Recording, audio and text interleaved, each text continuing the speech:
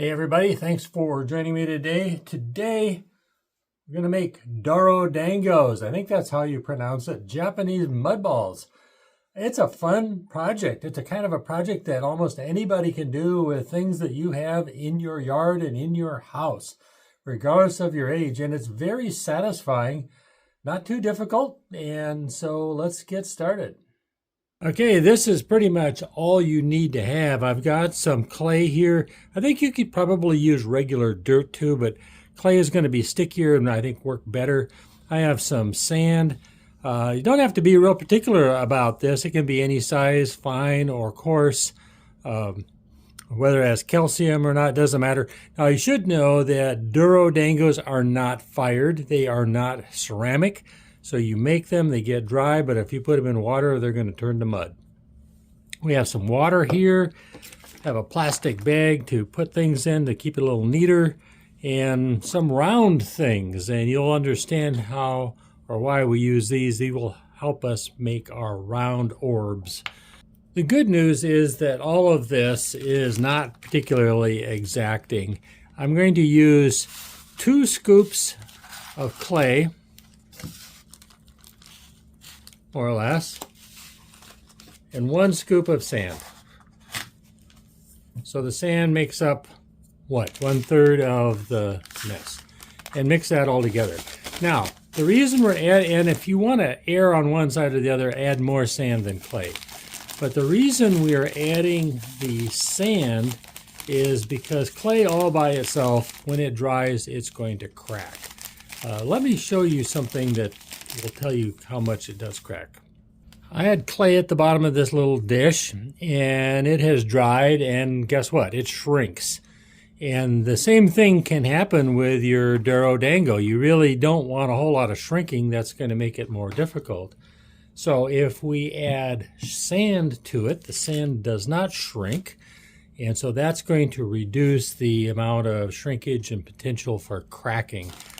So I'll throw 1/3 sand, maybe a little bit more. Maybe you can get away with half and half, but you will need it all to stick together. And then just mix it all up so it's evenly distributed. Again, not perfect. The next step is to add some water. And the amount you add, you want just enough to get things good and damp. You don't want it wet and sticky. Now you can, but it's just not necessary. It's going to take longer to dry out. So we're just going to pour some water in. Hopefully you can see that. And just start working that up. So we just want it to get good and damp so that the clay and the sand all stick together and will turn into kind of a mud ball. We're going to let this sit overnight. Make sure that all that clay gets hydrated. Don't need to do this, but you may find it easier to put it on a board and get it out so you know that it is all evenly distributed. So this is fairly dry, but it is holding together, and I think that's the key, is you want it so it gets held together. So I kind of tap it down, and what I want to do is get all the air pockets out of there. I'm going to do more of this tomorrow once it's got fully saturated.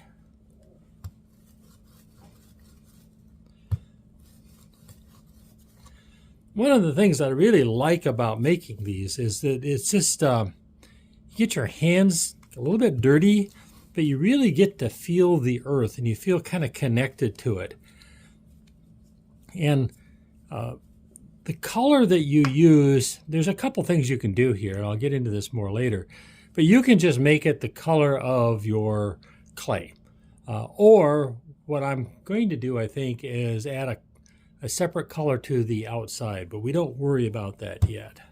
One of the things you can do is get something to kind of pound it down. You could use a wooden spoon, anything that you can find around the house. What we want to do is make this as dense as we possibly can. I'm not worried about making it completely round at the moment. That will come later.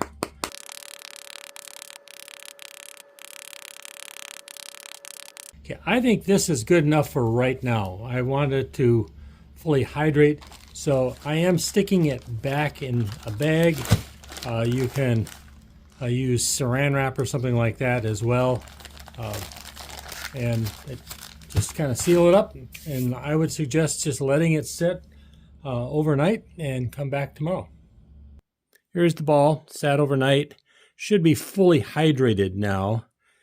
And what I need to do is just start moving it into a circle. I'll show you how we'll try and get a pretty perfect circle here. But I also want to make sure that there's no air gaps in there. So the more dense it is, I think the better. So now what I want to do is try to get this thing to be round. And I've seen some that are very round. I don't have that expectation of being perfect. But what you need is like a bottle cap, or maybe the top of a jar. But the circumference of your tool has to be roughly half the circumference of the ball. It can't be too big. For example, this would be too big. You'll see what I mean here. So you just start working this round back and forth, and what will happen is the edge of your cap will start cutting the surface of your Dorodango, and at the same time it removes all the high spots, so you end up with an orb that is round. You can mess with this as long as you want. It just depends on how perfect you want it to be, but you can get these things to be pretty round, but it does take some time. I'm pushing fairly hard. You just have to get the feel of it. I've been working on this for a few minutes and it's getting there.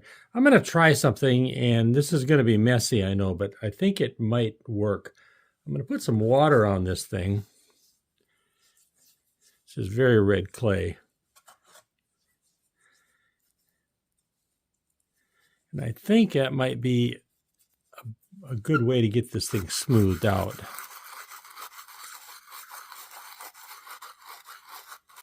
So I've got a lot of the high areas off, but there's still some low areas. So you have to bring the whole thing down to the lowest spot.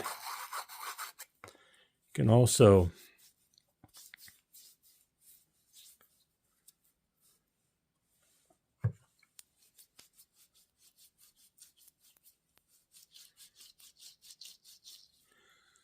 this is one of those things that is not an exact science. You might ask, what would you do with a Dorodango? And I don't have an answer for that. They are something that just clutters up the house, probably.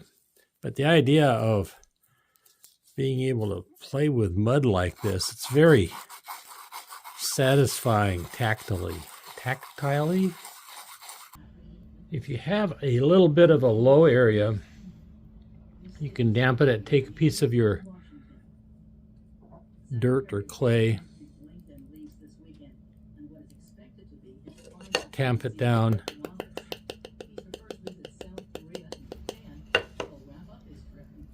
smooth that out, and then use your lid to smooth it out. So I've been working on this for about 20 minutes. It is not perfectly round. Each of us kind of have to decide what level of perfection we're after, keeping in mind that in the end this is just a mud ball. So it can reflect your personality, who you are, and what you prefer. All right, I've worked on this for, I don't know, 20 minutes or so, and it's more or less round enough for me, maybe not for you. So now we have a choice here about color, and I really like natural earthy colors. So we could use this color if we wanted. You could use your browns or grays or whatever. What I have is some natural green clay. You don't really have to sift it, but I think it's a good idea if you do. And I'm going to color the outside of the ball with this clay. So we have our fine clay here. All we have to do is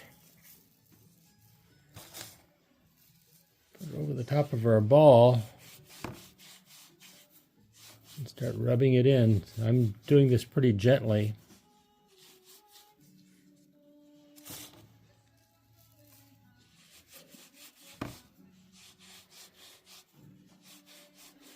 So the ball is damp, and what's going to happen is this clay will start to hydrate and stick to the outside.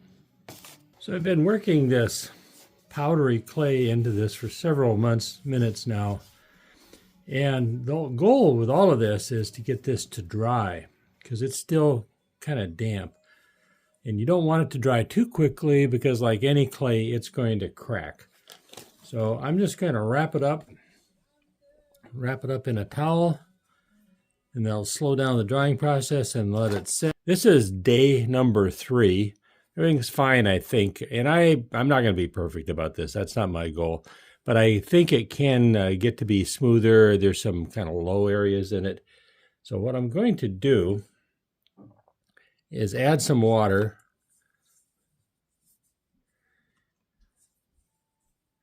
Get it to be a little bit of a slurry on the outside. And then add some of this clay.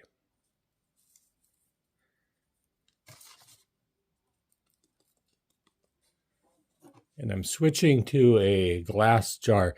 And the reason I am is because this has a smooth rim on it. The other little plastic lids I was using were kind of sharp. So you can see that there are some areas that are very smooth. They look good. There's some other areas that are rough. These are basically low areas. And so I think there's a decision to make here. One is just to keep polishing this thing. It's going to be imperfect, and that's fine. It's your call. The other would be to try and work this thing down so I have fewer low kind of rough areas.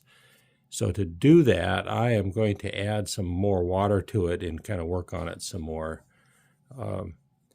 And it will kind of make the ball a little bit smaller, I think. But I think it'll work the surface down some so that some of those rough areas get out of it.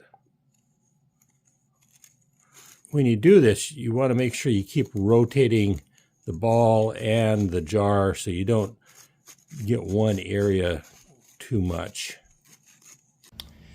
This has been drying for several days, and as it gets drier, and in fact it doesn't even feel that cool anymore, you can polish it by putting even more pressure on it. And you can see that there are some areas that are really quite shiny, but to be honest, there are some lower areas that are dull, and I haven't completely figured out how to make that good and shiny. So I'm going to put a link to another video in my description that you might find useful. You can also use a little olive oil, maybe some paste wax. You can take a cloth and polish it, whatever you like. And everyone's going to be different about the level of surface that they achieve on these things. But at this point, I'm going to call these done. The Dorodangos are done, and this was for me a fun project, hopefully for you as well, and maybe a motivator for you to give it a try. It certainly is doable. This was made originally for kids as a project, and so regardless of your age, you can probably do it. And I found it surprisingly satisfying forming this mud ball, but keep in mind it is made out of mud, and so if it gets wet, it's going to turn back into mud. So I think my next project is actually to see if I can fire one of these things. I do not expect it to be successful. I would expect it to crack or maybe even explode, but that's for another video. So if you like this one, thumbs up are good. Comments are always appreciated, so are subscriptions. And until next time, this is Wes, wishing you health, happiness, peace, and love. Take care. Bye-bye.